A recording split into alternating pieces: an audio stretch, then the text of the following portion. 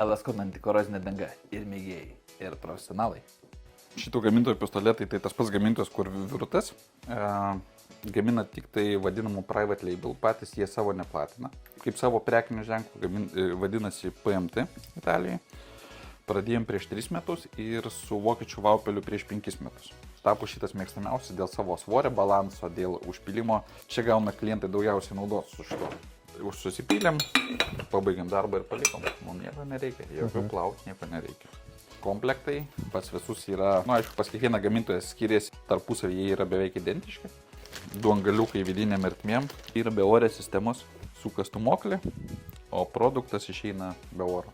Gali būti pritaikytas statiniai, gali būti kaip čia. Man yra patogiausia transportuotis, kai duodu klientam kaip demo versiją. Dirbdamas su bet kuriuo šituo įrankiu, produktas eina su oru. Mano patalpa pilna yra vadinamo purškimo rūko. Su šituo įrankiu aš dirbu su savo akiniais, kurie man yra nepigus pagal mano regėjimą. Mano veidas bus švarus. Mašino apdulkėjimo čia nėra. Todėl ir vadinasi airless.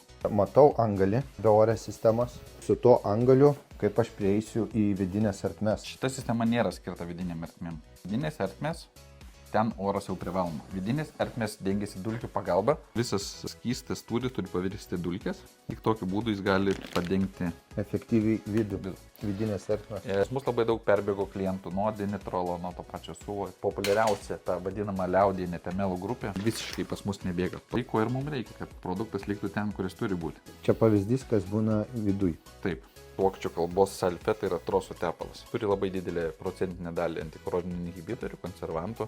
Aš kaip įsivaizduoju, jeigu jūs palėtėte temą apie trosus, patiem trosam labai yra svarbu temperatūra.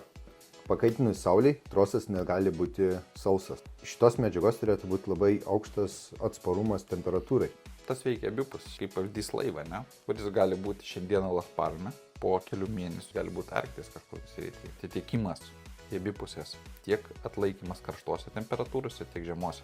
Kas V60, jisai net naudojamas laivų variklių konservavimui, variklių blokui. Jo pastovi 90 laipsnių temperatūra, tai yra vaškas, bet jis netirpsta ir nebėga. Kam išradinėti tą novinį būdą? O, mano tėvas žigulį tepė su atrabotke, dadėjo ten kažkokį tai vyralą padarė, užtepė. Baigėsi tie laikai, inovacijos eina į priekį. Pasiemi čia ir dabar, pasidengiai ir turi ilgalaikį išsilaikymą. Aš vis dar susiduriu su tais dalykais, su tais maišymais. Aš lygiai tą patį jums sakau, kodėl po šią dieną nevažinėti su žiguliu. Jeigu viskas taip gerai, dažniausiai atsakymas tam baigėsi. Iš tą bitumo pagrindo danga. Jau paskutinis sluoksnis, jo? Iš paskutinis. Tai gali būti vienas ir vienintelis dugno sluoksnis, nebūtent dugnas turi būti iš kelių sluoksnių. Čia yra spiruoklė.